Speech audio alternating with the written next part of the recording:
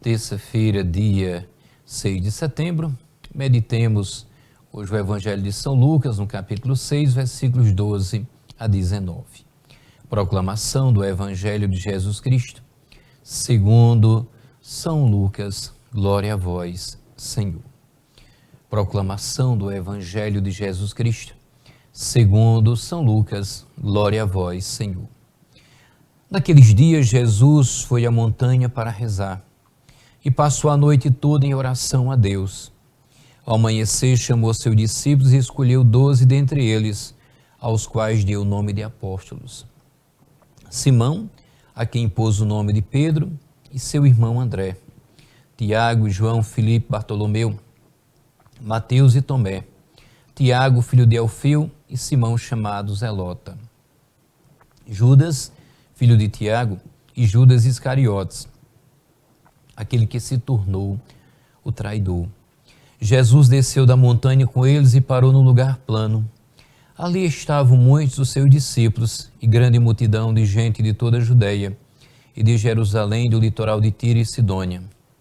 Vieram para ouvir Jesus e serem curados de suas doenças. E aqueles que estavam atormentados por espíritos maus também foram curados.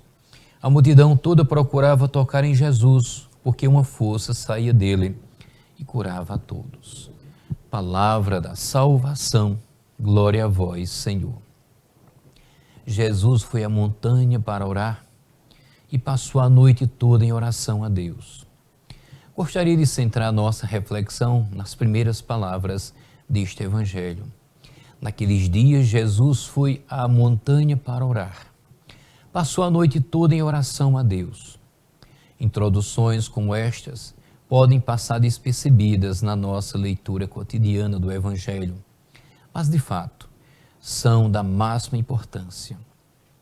Concretamente, hoje nos diz que a eleição dos 12 apóstolos, decisão central para a vida futura da Igreja, foi precedida por toda uma noite de oração de Jesus, sozinho perante Deus, seu Pai. Como era essa oração do Senhor? Do que se fala, se interfere de sua vida, deveria ser uma prece cheia de confiança no Pai, de total abandono à sua vontade. Não procura fazer a minha própria vontade, mas a vontade do que me ouviu e enviou, de manifestar união à sua obra de salvação. Apenas desde esta profunda, longa e constante oração, sempre sustentada pela ação do Espírito Santo, que já presente no momento de sua encarnação, tinha descido sobre Jesus no seu batismo. Apenas assim dizíamos, o Senhor podia obter a força e a sua luz necessária para continuar a sua missão de obediência ao Pai, para cumprir a sua obra vicária de salvação dos homens.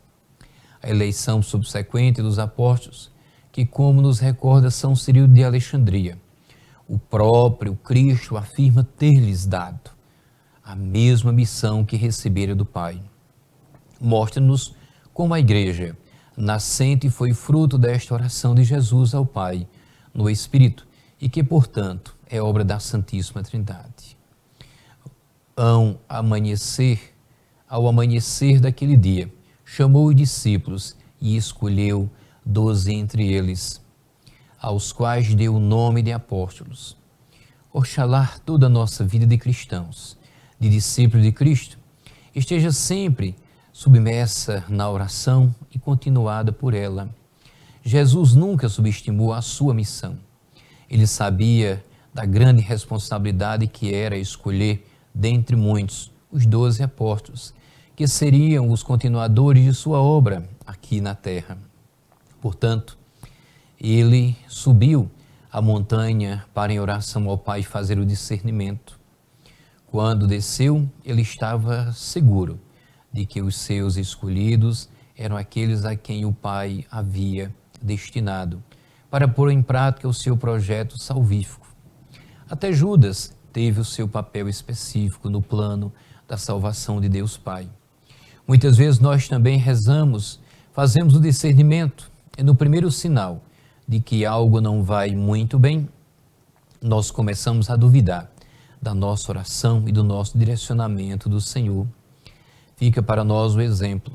Jesus ainda não sabia que entre os escolhidos havia um traidor, mas nunca duvidou de que fez a escolha certa, segundo a vontade do Pai.